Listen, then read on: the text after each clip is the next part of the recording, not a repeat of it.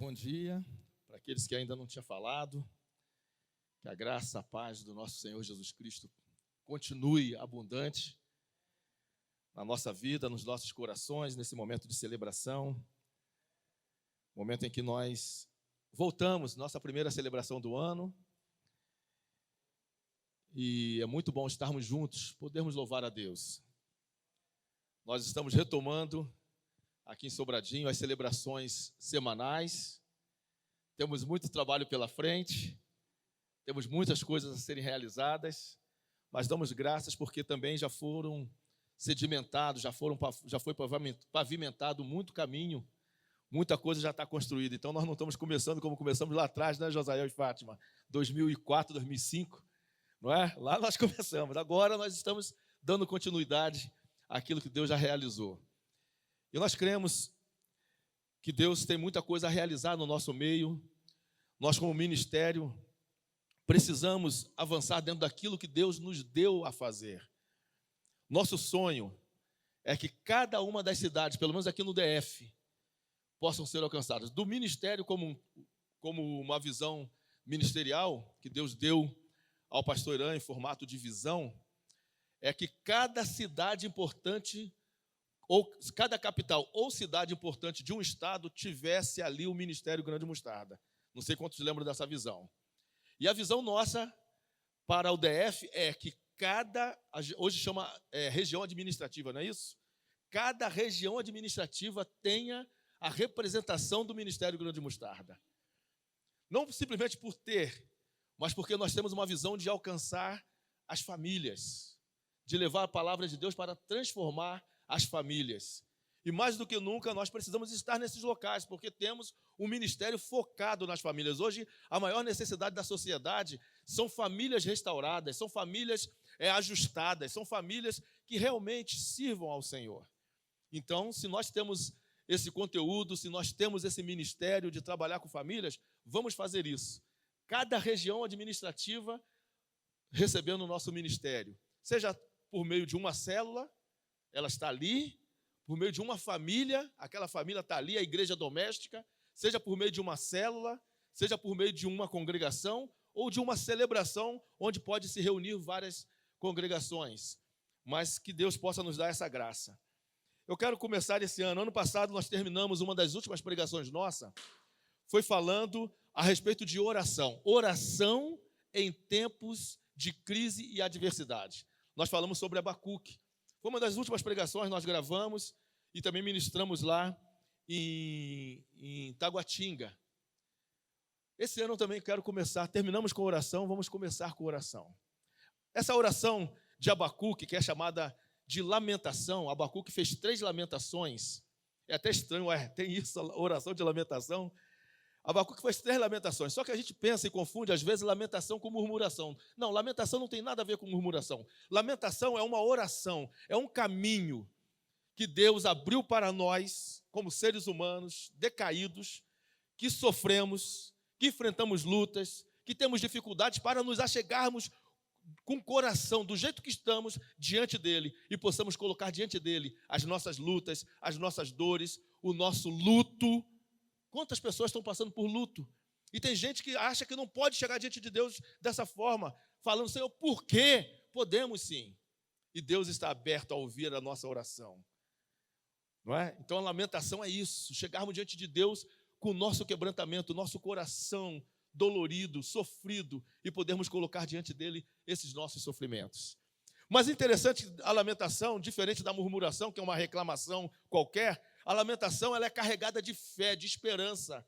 Nós temos o livro de Lamentações que diz, lá o autor no capítulo 3, ele diz que a boca dele estava como se fosse cheia de pedrinhas, de tanta dor, de tanto sofrimento. Já viu quando você está ali sofrendo, parece que a boca fica meio amarga? E ele fala como se estivesse mastigando pedrinhas, mas logo depois ele diz assim, eu quero trazer à memória aquilo que me dá esperança.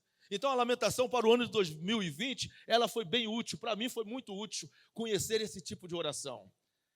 Pelas dores, pelos sofrimentos que nós passamos, só em ouvir as notícias que iam chegando de pessoas que cresceram com a gente, ainda continua famílias que estão sendo ceifadas na igreja que nós participávamos, pessoas, pais, né, de familiares que andaram conosco, que cresceram conosco, adolescentes conosco. Nós sofremos com essas pessoas. Então a lamentação traz. Mas esse ano, embora continuemos tendo a crise, mas nós queremos trazer um outro tipo de oração. Se ano passado nós trouxemos essa oração para os tempos de adversidade e crise, nós hoje vamos falar de uma oração para todos os tempos. Para isso eu gostaria que você abrisse a sua Bíblia. Mateus capítulo 6. Enquanto vocês estão abrindo, nós vamos trazendo aqui algumas ideias para a gente poder pensar. Mesmo vivendo em um mundo onde as pessoas excluíram Deus de suas vidas, ainda assim nós cremos no poder da oração.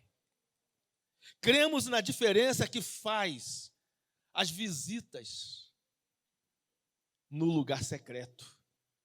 E ali podemos derramar nosso coração diante de Deus. A oração traz para a terra os tesouros escondidos dos céus. A oração nos leva à intimidade com Deus. E é em oração que Deus nos escuta e estende para nossas vidas, para o nosso clamor, para a nossa solicitação, nosso pedido, Ele estende a sua mão poderosa. Quando nós lemos os evangelhos, nós vemos que Jesus era uma pessoa de oração. E já que nós estamos seguindo, nós precisamos aprender esse caminho. Jesus, antes de escolher seus discípulos, ele ora uma noite inteira. Jesus, no momento em que ele vai no monte para orar, porque ele precisava, ele resplandece diante de Deus. Jesus, um pouquinho antes de entregar a sua vida para perdoar os nossos pecados, ele sofre em agonia e ora diante de Deus. E na cruz, Jesus não deixou de orar. Ele diz: Pai, em tuas mãos entrego o meu espírito. Mas antes disso ele ainda diz: Pai, perdoa, porque eles não sabem o que fazem. A vida de Jesus era uma vida permeada de oração, a ponto que os discípulos chegaram para ele e falaram: Senhor, ensina-nos a orar. Que esse seja o clamor, seu clamor. Esse é o meu clamor esse ano. Eu quero aprender um pouquinho mais dessa arte, que é a oração. Eu quero ter mais experiências em oração. Depois de 45 anos de vida cristã, isso é porque eu sou novinho. Depois de 45 anos de vida cristã, ainda preciso demais aprender a orar. Então, assim como os discípulos foram a Jesus, eu também quero, nessa manhã, convidar você, e eu quero também ir a Jesus e clamar a Ele: Senhor, me ensina a orar. E Jesus, Ele ensinou os discípulos e ensina a cada um de nós. E a oração que Ele traz de ensino para os seus discípulos se encontra aí em Mateus capítulo 6, versículo 9 em diante. Portanto, vós orareis assim: Pai nosso que estás nos céus, santificado seja o teu nome. Venha o teu reino, faça-se a tua vontade, na terra como ela é feita no céu. O pão nosso de cada dia dá-nos hoje, e perdoa-nos as nossas dívidas, assim como nós temos perdoado aos nossos devedores. E não nos deixes cair em tentação, mas livra-nos do mal, pois teu é o reino, o poder, a glória para sempre. Amém. Esta é a oração que nós precisamos aprender a fazer. E eu quero compartilhar, não toda a oração, hoje nós não vamos ter condições de compartilhar toda essa oração, é muita riqueza, é muito conteúdo, mas nós vamos apenas trabalhar em 2 solicitações. Essa oração de Jesus nós poderíamos dividir em 5 solicitações, em 5 pequenas orações. Dá para perceber bem aí. Mas nós vamos falar apenas de 2. A primeira: Pai nosso que estás nos céus, santificado seja teu nome. Essa é a primeira oração. Nos remete a uma oração, a um tipo de oração que nós chamamos de oração pessoal. A oração pessoal, ela pode ser aquela espontânea, que Paulo fala: orai sem cessar. É importante orarmos sem cessar. Estamos dirigindo, estamos lavando a louça, onde estivermos, vamos estudar.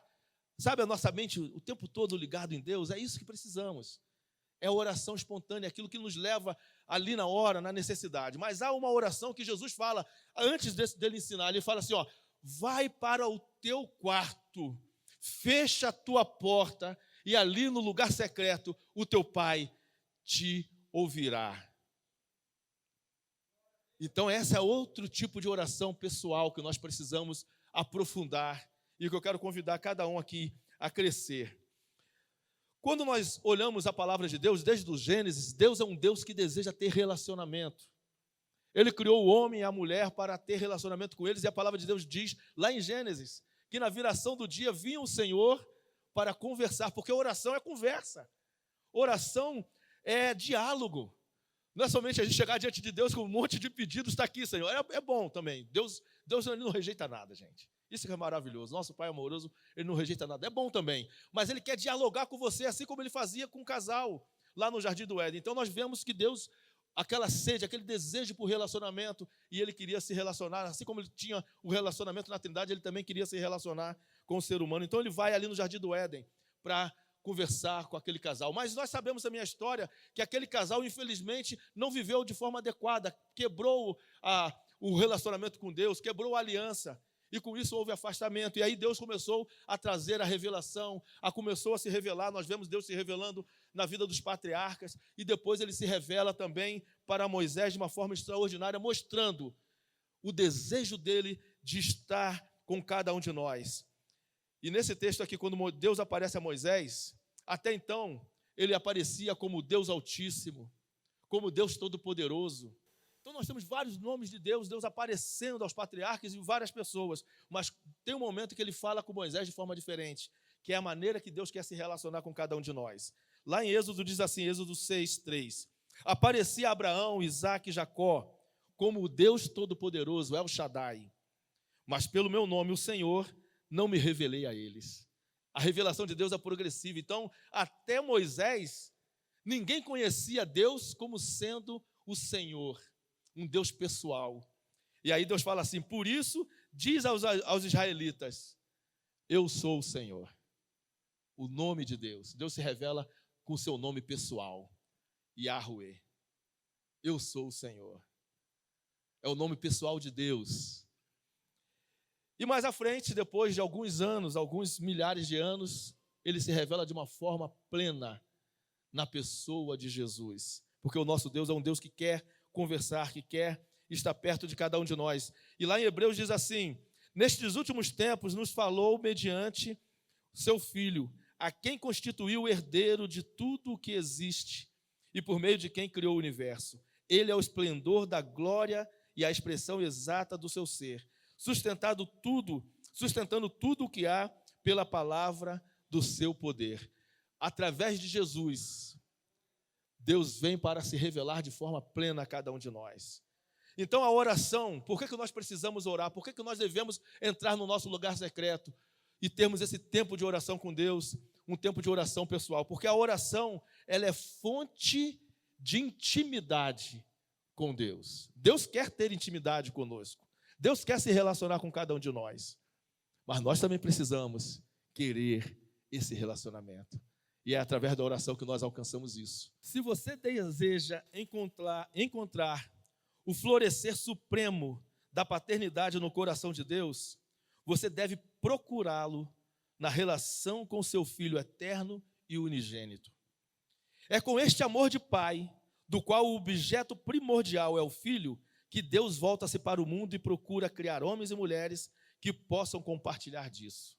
Aqui o autor está falando da paternidade. Quando nós falamos Pai Nosso que está nos céus, nós estamos nos referindo a Deus como o quê? Como Pai. Mas muitas vezes a nossa visão, ou muitas pessoas falam isso, que a relação que você, que eu, que nós tivemos com nossos pais, ofusca. E às vezes até impede entender e compreender Deus como o verdadeiro Pai. Mas Jesus, ele ensina essa oração. Quando nós orarmos, nós vamos falar assim, Pai nosso que estás nos céus. Mas como eu e você podemos chegar a Deus como Pai, se nós não temos uma visão adequada? E aí esse autor, ele fala exatamente disso, que a paternidade de Deus é diferente da paternidade humana. Se nós queremos compreender a paternidade de Deus, precisamos compreender essa paternidade na relação que Deus tem com o seu próprio Filho. Uma relação completamente amorosa, uma relação como é que a gente fala? De condescendência, de ceder. Uma relação ali de que um cede para o outro, de que não há imposição. Pai, o que o Senhor deseja? O pai queria o quê para Jesus? Eu quero, meu filho, que você vá lá salvar a humanidade. e Jesus vem. Pai, se for possível, passa de mim esse cálice, mas não seja feita a minha vontade, mas a tua. Essa relação de paternidade que nós precisamos aprender no relacionamento com Jesus. Jesus é a demonstração do profundo amor de Deus por cada um de nós. Em Jesus, o Deus Criador, o Deus Todo-Poderoso, o Deus que habita o alto e sublime, Ele se revela a cada um de nós. Não mais como Todo-Poderoso, Ele é. Não mais como Deus Altíssimo, Ele é o Deus Altíssimo. Não somente como Deus que tudo vê, mas agora como Pai. O Pai eterno, o Pai que conhece cada um de nós, o Pai que quer se relacionar com cada um de nós.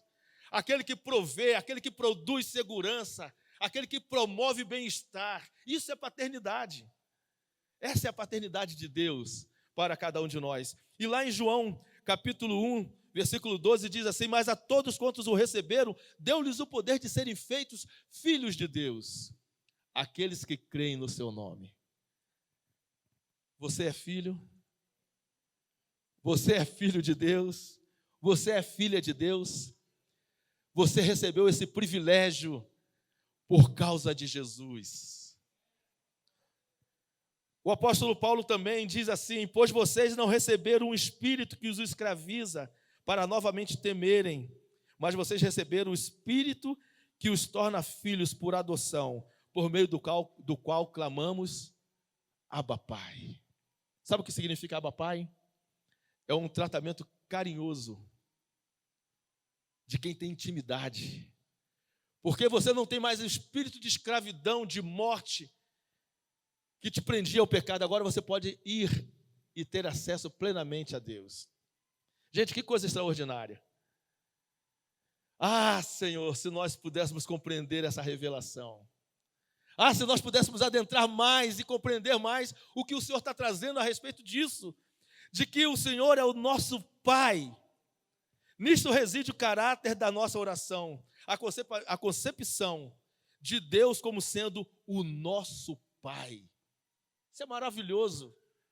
O prazer e a alegria da vida de oração podem ser encontrados na infinita ternura e paciência de Deus Pai. E também na sua disponibilidade amorosa de se relacionar conosco e de atender cada uma das nossas orações, cada um dos nossos pedidos, cada uma das nossas solicitações. Quando separamos tempo de qualidade em oração, o Espírito Santo torna estas palavras verdade e vida em nós. Que palavras? Pai nosso que estás nos céus. Vida. Compreender e trazer isso para dentro de nós, dos nossos corações. Nos momentos de insegurança, essa revelação vai trazer tranquilidade e paz.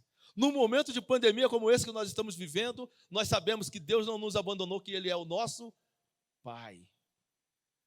Nos momentos de ansiedade, nós podemos ir até Ele e lançar sobre Ele todas elas, porque Ele é Pai e cuida de cada um de nós, Pai nosso.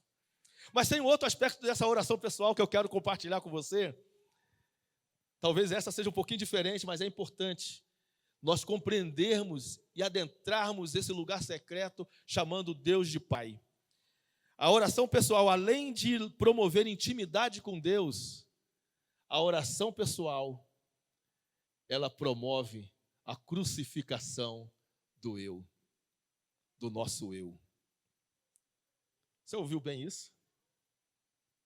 A oração pessoal, quando nós chamamos Deus de Pai Nosso, de forma revelada, de forma profunda, isso crucifica o nosso eu. Ou seja, não é meu Deus, meu Pai somente, é também.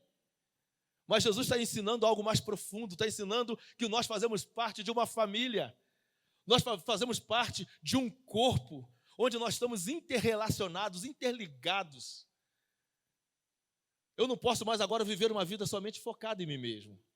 Olha a importância da oração. A gente pensa que a oração é apenas esse relacionamento com Deus, ela é mais profunda. Ela crucifica o nosso eu. Jesus disse: aquele que quiser vir após mim, precisa negar a si mesmo, precisa tomar a sua cruz e precisa me seguir. Então, através da oração, nós vamos aprendendo esse caminho de ser crucificado. O caminho de que o nosso eu não pode prevalecer no meio da comunidade cristã. O prejuízo que o egocentrismo, né? Eu centrado em mim mesmo, tem trazido para as igrejas. De termos tantas pessoas nas igrejas que não se permitem ser crucificadas.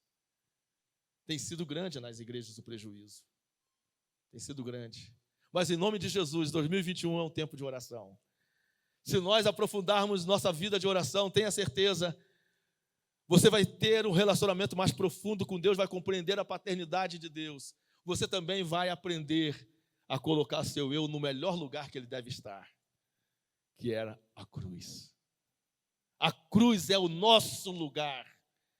E a oração pessoal, essa oração que Jesus ensina, chamar Deus de Pai Nosso, nos ensina e nos leva a essa crucificação.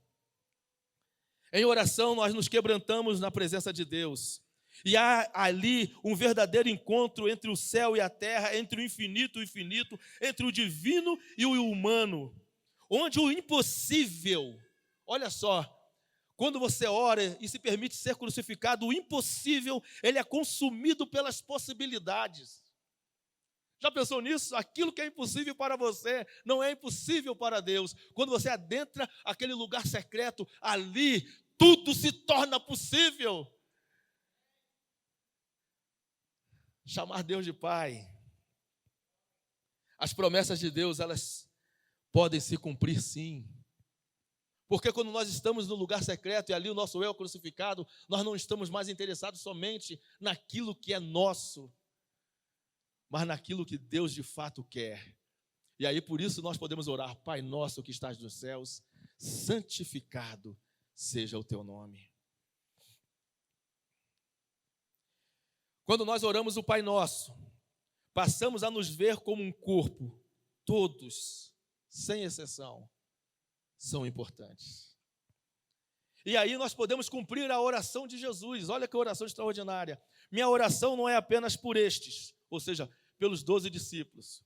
Mas eu oro também, rogo também, por todos aqueles que crerão em mim, por meio da mensagem deles. Eu rogo para quê? Eu rogo para que eles, Pai, sejam um. Ou seja, seja uma família, uma mentalidade, uma disposição, um coração, um batismo, um espírito. Eu rogo para que eles sejam um, assim como tu és, Pai, em mim e eu em ti, que eles também sejam um em nós, para que o mundo creia que tu me enviaste. Essa é a oração que nós precisamos fazer, e essa oração ela é feita quando nós entramos em nosso lugar secreto e falamos: Pai nosso que estás nos céus. A partir do nosso relacionamento e intimidade com Deus, tendo o nosso eu crucificado, Deus passa também a nos apresentar a sua agenda. Você entra no lugar secreto com a tua agenda. Eu entro no lugar secreto com a minha agenda, com vários pedidos, com várias solicitações, com várias necessidades. Mas quando nós entramos lá, desenvolvemos o relacionamento com Deus, quando aprofundamos esse relacionamento, permitindo que Deus crucifique o nosso eu de fato, Deus ele vem e compartilha agora, não mais somente da tua agenda e da minha, mas Deus compartilha a agenda dele.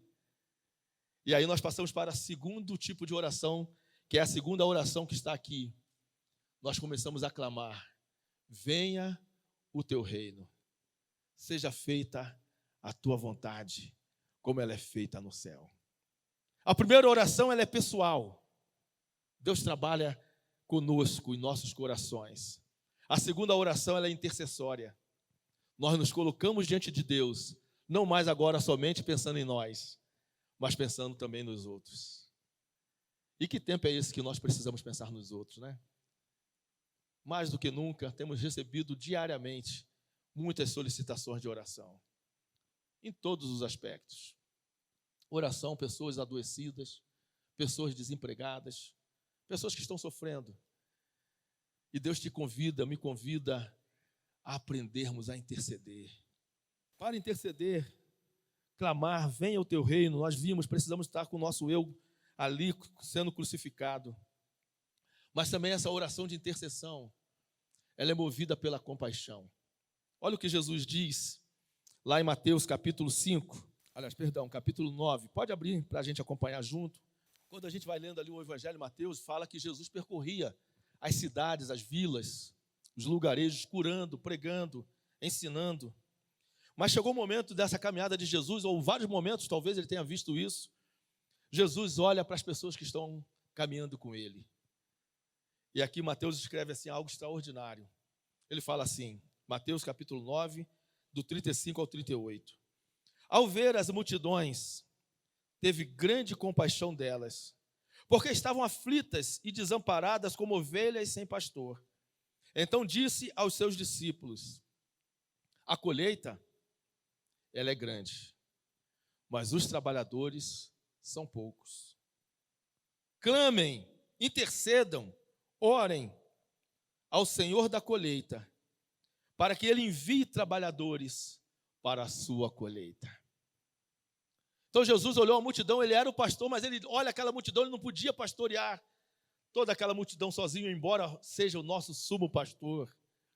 Mas ele estava ali limitado pela sua condição humana. Então ele fala para os seus discípulos: orem, intercedam ao Pai, para que Ele envie trabalhadores. E sabe o que a oração intercessória ela faz conosco? Quando você ora, quando você pede a Deus algo em prol das pessoas, e principalmente para cumprir esta missão de Deus e com Deus, sabe quem são os enviados? Sabe quem são os trabalhadores? São aqueles que oraram. Foram aqueles que oraram. Logo no capítulo 10, nós vemos Jesus trabalhando de 2 em 2, enviando os discípulos para ministrar, para levar essa mensagem, para curar, para pregar, para ensinar. Quando nós nos levantamos e perseveramos diante de Deus na intercessão, Deus mostra a sua agenda, Deus mostra o que Ele tem para fazer. E sabe quem vai ser enviado? Vai ser você, serei eu.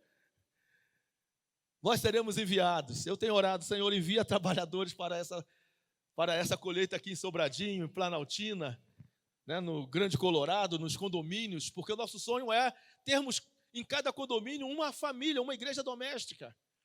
Temos em cada região administrativa uma congregação, pelo menos, ou seja, 2, 3, 4, 5 igrejas domésticas, e quem sabe em cada região administrativa uma celebração. Nós aqui apenas estamos iniciando, mas o desejo é ver esse local cheio, daqui a pouco multiplicarmos para outras regiões administrativas. Aonde tem mais gente, vamos enviar lá, trabalhar. Ah, Senhor, envia trabalhadores para a sua seara. Envia trabalhadores, venha o teu reino, Senhor. Venha o teu reino. Ah, Pai, precisamos. Em Atos, nós encontramos ali o Espírito Santo trabalhando na vida dos discípulos, na vida dos novos convertidos, na vida também de profetas.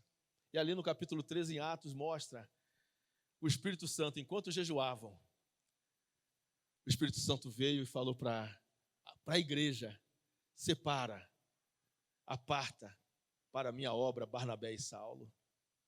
Ah, Senhor, como nós precisamos que o Espírito Santo nos visite quando estivermos orando, quando aprofundarmos nossa vida de oração, seja no momento pessoal, seja também corporativo, como esse aqui agora, e o Espírito Santo possa falar: aparta-me, Edenildo e Cristiana, separa Josael e Fátima, separa Bruno e Adriana, Léo e Andréia, separa Antônio e Nilde, Edilon e Cláudia, separa cada um, cada família para a obra que eu tenho chamado. Sabe qual é a primeira obra? E nós vamos trabalhar isso intensamente esse ano: a igreja doméstica. Separa cada um desses líderes para governarem bem as suas casas, para educarem bem os seus filhos. Eu quero isso para a minha vida, queridos. Eu ainda estou em treinamento, eu ainda estou vivenciando isso, ainda não consegui realizar isso de forma plena. Não pense só você, mas eu não consigo. Eu também não consigo. Eu também não tenho conseguido alcançar esses alvos de oração, de tornar a minha casa a igreja doméstica, mas eu quero. É meu alvo para 2021. Se eu não conseguir em 2021, para 2022, enquanto eu estiver aqui, eu vou perseguir esse alvo. Porque é isso que Deus quer de cada um de nós, habitar em nossas casas. Esse é o primeiro. Mas depois vai alcançando outras famílias também. Pode ter certeza disso. Uma família totalmente transformada se torna mediadora da graça e da salvação em Cristo Jesus. Eu quero terminar esse momento com vocês falando a respeito de um casal de intercessores, um casal de oração. Esse casal viveu mais ou menos ali na Inglaterra por volta do final do século XIX, final dos anos 1800, né? O nome deles, William e Catherine Booth. Eles eram de origem metodista, wesleyana. E aquele casal foi chamado para realizar uma missão em Londres. Aquele era um tempo difícil, talvez não muito diferente de hoje. Era a Revolução Industrial, pensa. As pessoas estavam saindo dos campos para trabalhar porque o campo não tinha mais tanto trabalho. E quem estava vivendo na cidade, que eram os artesãos, também estavam perdendo seus empregos. E aí as indústrias começando, tomando os empregos. E também tomando o tempo dos trabalhadores, 16 horas de trabalho. As pessoas mal podiam ver os seus filhos e a sua família. Então esse homem vive nessa situação. E além de terem ali muitos trabalhadores, tinha também aqueles desempregados, as pessoas que viviam na rua. E esse casal é levantado e eles falam assim a respeito da missão deles, porque eles passaram a orar, a fazer parte da agenda de Deus, a se tornar intercessores. E eles dizem assim: quando eu vi as multidões de pessoas pobres, tantas delas evidentemente sem Deus, sem esperança neste mundo, descobri que elas me ouviram tão prontamente e avidamente, me seguindo da reunião ao ar livre até a tenda, e aceitando em tantas instâncias o meu convite para se ajoelharem aos pés do Salvador. Naquele mesmo momento, todo o meu coração se estendeu a elas. Eu voltei para casa e falei à minha esposa: Kate, eu achei o meu destino. Estes são o povo por quem eu tenho ansiado todos esses anos. Quando a gente olha Jesus vendo aquela multidão cheio de compaixão, a gente pergunta: quem era aquela multidão? Os sem-teto, os lavradores. É possível que ali tivesse alguns escravos, pessoas simples, excluídas, marginalizadas. É claro que Jesus veio para todos, mas a multidão que estava ali perto de Jesus, e essa multidão aqui também que estava perto desse homem, eram de pessoas pobres, desprovidas de condição financeira, com dificuldades, mas foram essas pessoas que ouviram o chamado do Salvador. E sabe quantas pessoas desse tipo de pessoa vivem no mundo? Mais de 80%. Se somos aí em torno de 7 bilhões de habitantes, nós temos mais de 5 mil bilhões. É isso? Bilhão, né? É bilhão. Jesus, é muita gente. Mais de 5 bilhões de pessoas com essa condição. 80%. Então é para elas que nós temos que ir. Pode ser que sobre um pouquinho para os 20%. Mas é para esse povo, para essa multidão que nós vamos. E o William e a sua esposa, eles foram. E ali optaram por socorrer os mais miseráveis da Inglaterra. A missão mais tarde recebeu o nome de Exército da Salvação. Vocês conhecem? Espalhado no mundo inteiro hoje. Mas sabe por que se espalharam tão rapidamente naquela época? Porque o Espírito Santo veio sobre eles. Porque eles estavam, o coração deles e a agenda deles se adequou à agenda de Deus. Eles se colocaram entre Deus e a humanidade, entre Deus e aquele povo simples, para trazer os tesouros dos céus para satisfazer aquelas almas famintas. O Espírito Santo se move quando nós desejamos viver e cumprir a agenda de Deus. E eu quero fechar somente com esse momento aqui. Olha que momento maravilhoso. Em determinado momento, cruzando a Inglaterra, eles dirigindo o carro, carroça, eu acho, né? Carroça. Eles foram parados, porque naquela época tinha muita greve. Pessoas sem trabalho iam para as ruas. E eles foram parados por cerca de 700 trabalhadores. E aí queriam impedir o trabalho e a missão deles. Esse homem, William, ele se levanta, olha para aqueles trabalhadores e fala assim: alguns de vocês, homens, nunca oram. Vocês pararam de orar há muito tempo, porque vocês não vão, porque vocês não vão orar por seus filhos, a fim de que eles sejam diferentes. E sabe o que aconteceu? Aqueles 700 homens ali naquela estrada se ajoelharam, se arrependeram e começaram a confessar os seus pecados e entregaram as suas vidas a Jesus. Que coisa extraordinária quando nós nos colocamos diante de Deus para cumprir a missão que Ele tem para cada um de nós. E isso acontece quando nós dedicamos a nossa vida à oração. Vamos começar 2021 em oração. Vamos? Já começou, já temos aí em 17 dias. Se você ainda não começou em oração, está na hora ainda, estamos em janeiro, primeiro mês. Uma oração não somente para os tempos de crise, mas para todos os momentos. Vamos visitar mais, eu quero visitar mais o lugar secreto. Eu quero estar ali e ser também visitado pelo Senhor. Porque quando o Senhor nos visita, Ele também nos empodera. É ali no lugar secreto que Deus nos capacita a viver a vida cristã como ela de fato deve ser vivida. No lugar secreto nós vamos clamar: Pai nosso que estás nos céus. Parece uma oração simples, mas é uma oração poderosa. Nós também vamos clamar: venha o teu reino, Senhor. E aí as mudanças que nós precisamos em nossa casa, as mudanças que nós precisamos em nossos ambientes de trabalho, em nossas escolas, em nossa sociedade, em nossa cidade, em nosso país, nesse mundo, essas mudanças, essas transformações, quando nós clamarmos, venha o teu reino, elas serão cumpridas, porque Deus, mais do que qualquer um de nós, quer implementar a sua agenda nesse mundo. Que Deus nos abençoe. E eu termino assim, encorajando cada um de nós, 2021, que seja um ano de oração para a glória de Deus.